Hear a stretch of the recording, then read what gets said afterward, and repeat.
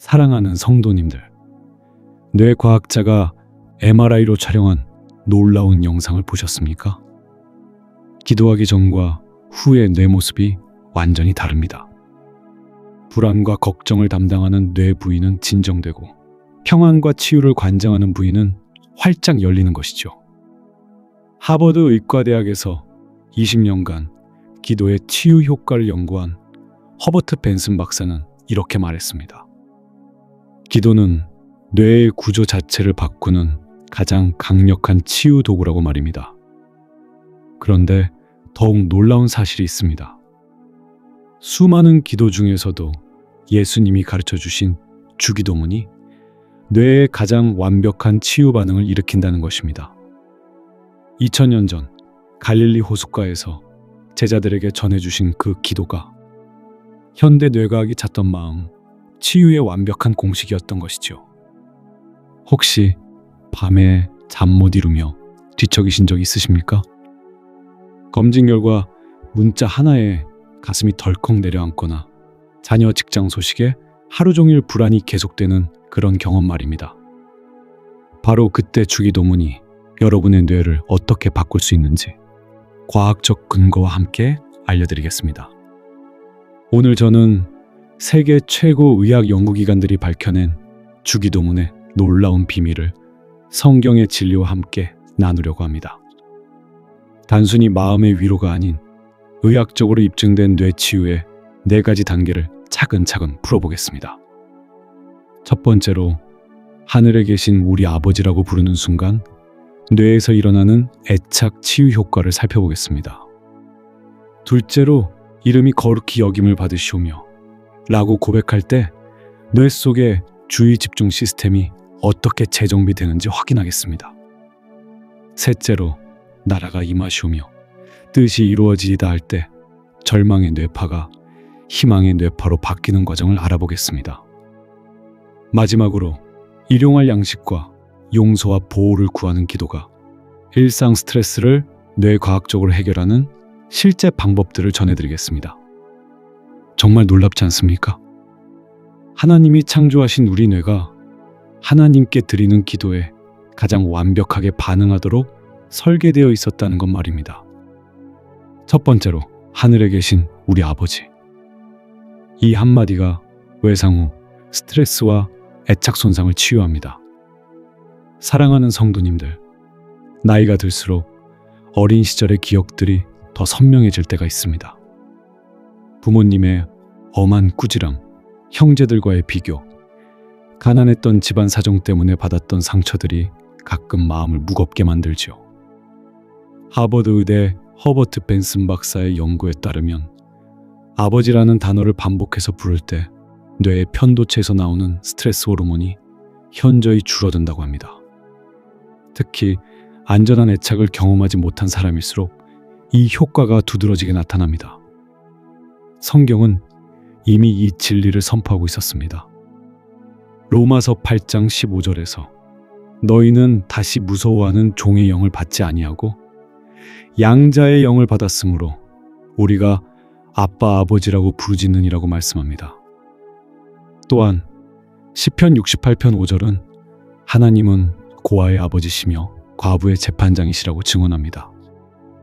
갈라디아서 4장 4절부터 7절까지는 때가 참에 하나님이 그 아들을 보내사 우리로 아들의 명분을 얻게 하셨다고 선포합니다. 실제로 연구 참가자들이 주기도문의 첫 구절을 반복해서 읽을 때 과학자들이 MRI로 뇌를 살펴보니 우리가 기도할 때 앞쪽 이마 속에 있는 전전두피질이라는 부분이 더 활발하게 움직인다고 합니다. 이 부분은 마음을 차분하게 하고 생각을 조절하는 역할을 합니다. 또 스트레스가 쌓이면 몸에서 긴장을 풀지 못하게 하는 시상하부 뇌하수체 부신축이라는 시스템이 있는데 기도할 때는 이 축이 안정되어서 불안이 줄어들고 몸과 마음이 함께 평안해지는 것이 확인되었습니다. 이것은 단순한 자기 암시가 아닙니다. 창조주 하나님께서 우리 뇌를 당신과 교통할 수 있도록 완벽하게 설계하신 증거입니다. 오늘부터 이렇게 실천해 보십시오.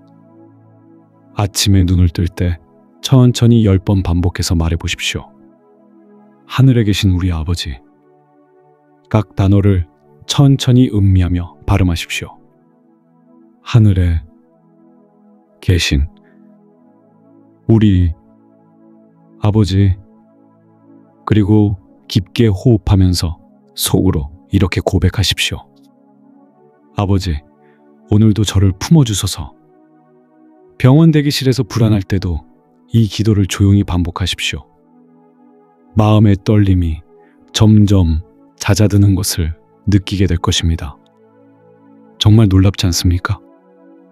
두 번째로 이름이 거룩히 여김을 받으시오며, 이 고백이 뇌의 주의 집중 네트워크를 활성화시킵니다. 사랑하는 성도님들, 현대인의 뇌는 하루 종일 수많은 자극에 노출됩니다.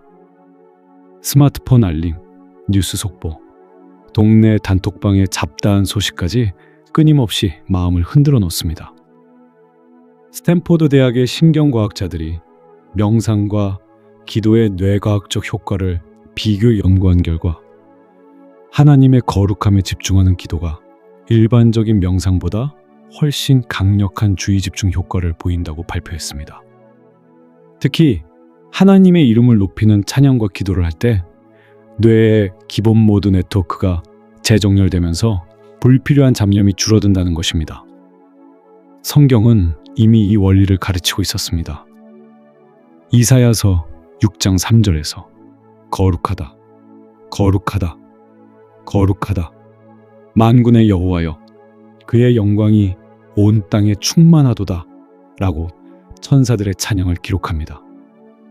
시편 8편 1절은 여호와 우리 주여, 주의 이름이 온 땅에 어찌 그리 아름다운지요 라고 노래합니다. 출애굽기 20장 7절은 너는 내 하나님 여호와의 이름을 망령되이 일컫지 말라고 명령합니다. 빌립보서 2장 9절부터 11절까지는 하나님이 그를 지극히 높여 모든 이름 위에 뛰어난 이름을 주사라고 선포합니다. 미국 UCLA 대학 연구에 따르면 우리가 하나님의 거룩하심을 깊이 묵상하며 기도할 때 뇌 속에서 특별한 부분이 깨어난다고 합니다. 바로 뒤쪽에 있는 후축 대상피질과 각회라는 곳인데, 이곳이 움직이면 나만 생각하는 자기 중심적인 마음이 잦아들고 대신 더 큰 그림을 보는 마음, 곧 하나님의 시선에서 세상을 바라보는 힘이 커진다고 합니다. 그래서 기도할 때 작은 걱정에 갇히지 않고 더 넓은 평안과 초월적인 시각을 갖게 되는 것입니다. 실제 적용해 보시겠습니까? 하루에 3번 스마트폰을 잠시 내려놓고 하늘을 올려다보며 이렇게 고백해 보십시오. 주님의 이름이 거룩히 여김을 받으소서. 그리고 찬송 한 구절을 작은 소리로 따라 불러보십시오. 거룩하신 하나님, 영광의 왕이신 주님. 단 3분만 이렇게 해도 흩어졌던 마음이 모아지는 것을 경험하게 될 것입니다. 잠들기 전에는 오늘의 걱정거리들을 종이에 적어보신 후 그 위에 크게 써보십시오. 주님의 이름을 높입니다. 그러면 문제들이 주님의 크심 앞에서 적절한 크기로 조정됩니다. 이해가 되십니까? 3번째로, 나라가 임하시오며 뜻이 하늘에서 이루어진 것 같이 땅에서도 이루어지이다. 이 선언이 절망적 상상을 희망적 시각화로 바꿉니다. 사랑하는 성도님들, 인간의 뇌는 미래를 상상하는 놀라운 능력이 있습니다. 하지만 불안할 때는 대부분 부정적인 결과를 먼저 떠올리게 됩니다. 검사 결과를 기다리면서 최악의 상황을 상상하거나 자녀의 직장 문제로 밤잠을 설치는 것이 그런 예입니다. 여기에 중요한 과학적 발견이 있습니다.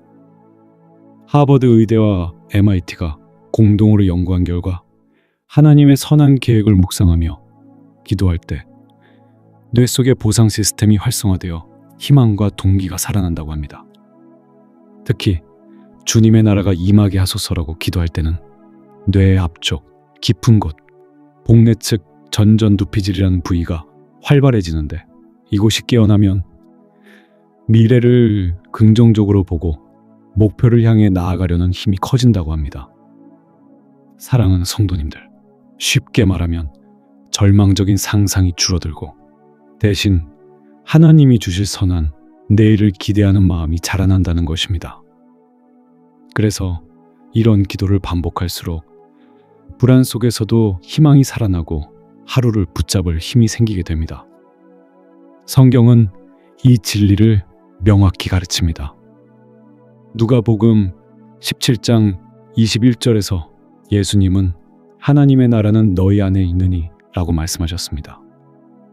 로마서 8장 22절부터 25절까지는 피조물이 다 이제까지 함께 탄식하며 함께 고통을 겪고 있다가도 장래에 나타날 영광을 바라보며 소망으로 참는다고 가르칩니다.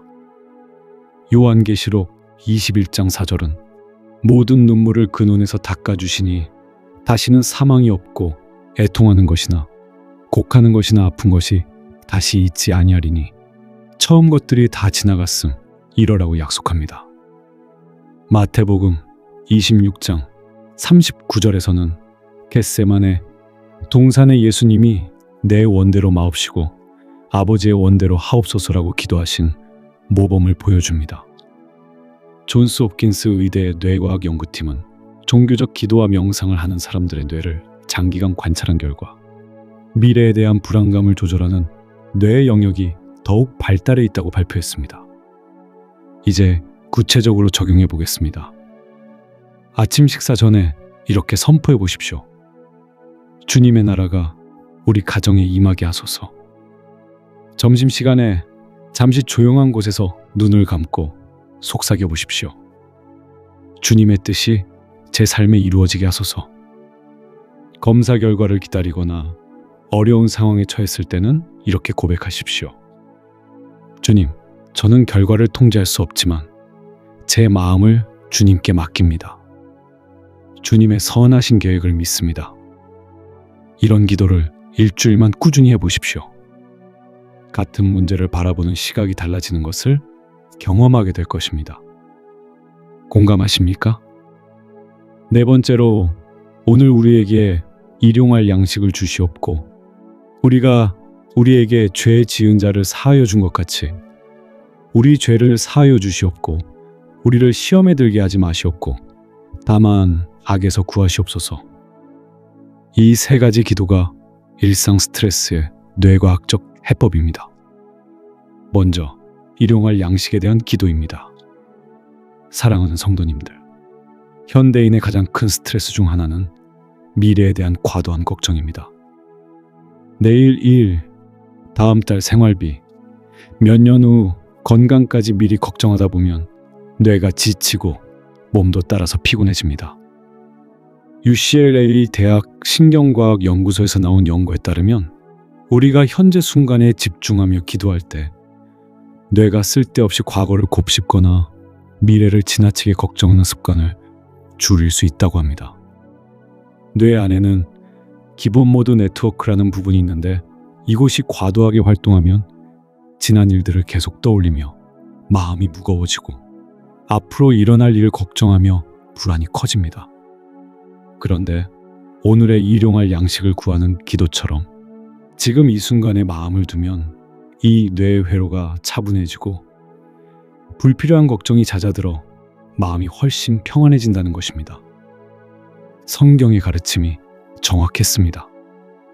출애굽기 16장 16절부터 21절까지는 이스라엘 백성이 광야에서 하루 분량의 만나만 거두어 먹었던 이야기를 기록합니다. 많이 거두어 쌓아두려 하면 벌레가 생기고 냄새가 났습니다. 하루 분량을 신뢰하는 훈련이었지요. 마태복음 6장 34절에서 예수님은 그러므로 내일 일을 위하여 염려하지 말라. 내일 일은 내일이 염려할 것이요 한날의 괴로움은 그날로 족하니라고 말씀하셨습니다. 실제로 적용해 보겠습니다. 아침에 일어나면 종이에 오늘 필요한 3가지를 적어 보십시오. 오늘의 필요, 무릎 아프지 않고 동네 한 바퀴 걸을 수 있는 힘. 오늘의 도움, 며느리와 통화할 때 따뜻한 말 한마디. 오늘의 감사, 따뜻한 아침밥과 맑은 공기. 저녁에는 감사일기 3줄로 정리해 보세요. 하루를 오늘의 분량으로 나누면 마음이 한결 가벼워집니다. 다음으로 용서에 대한 기도입니다. 스탠포드 대학의 프레드 루스킨 박사라는 분이 10여 년 동안 용서의 힘을 연구했습니다. 그 결과 누군가를 용서하기로 마음먹고 실천하는 사람들의 뇌에서는 스트레스 호르몬이 크게 줄어들고 몸의 면역 기능도 좋아진다고 합니다. 놀라운 것은 그냥 일반적인 용서 훈련보다도 기독교적인 기도 안에서 주님, 제가 그 사람을 용서합니다 라고 고백할 때 훨씬 더 강력한 치유 효과가 나타났다는 사실입니다. 그래서 예수님이 가르쳐 주신 우리가 우리에게 죄 지은 자를 사하여 준 것 같이라는 기도가 단순한 말씀이 아니라 실제로 우리의 몸과 마음을 살리는 치유의 길이 되는 것입니다. 마태복음 18장 21절부터 35절까지는 1만 달란트 빚진 종의 비유로 하나님의 큰 용서를 받은 우리가 작은 서운함도 용서해야 함을 가르칩니다. 마음속 서운함과 분노는 우리 자신의 뇌를 가장 먼저 해칩니다. 용서는 감정이 완전히 정리된 후에 하는 것이 아니라 믿음으로 먼저 선택하는 것입니다. 이렇게 기도해 보세요. 주님, 저는 아직 마음이 아픕니다. 하지만 주님이 저를 먼저 용서하셨기에 저도 그 분을 용서하기로 선택합니다. 제 감정도 따라오게 도와주소서.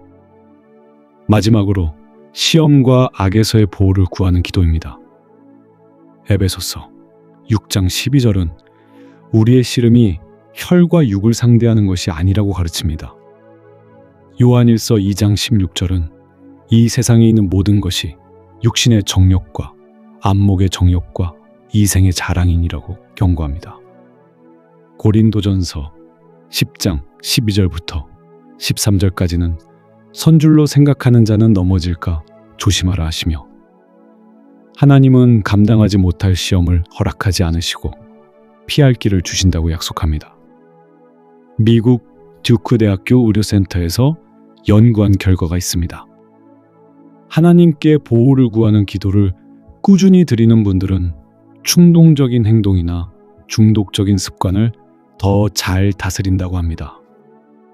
왜냐하면 기도가 뇌 속의 전전두피질이라는 부분을 강화시키는데 이곳은 사람의 자제력을 높여주는 역할을 하기 때문입니다.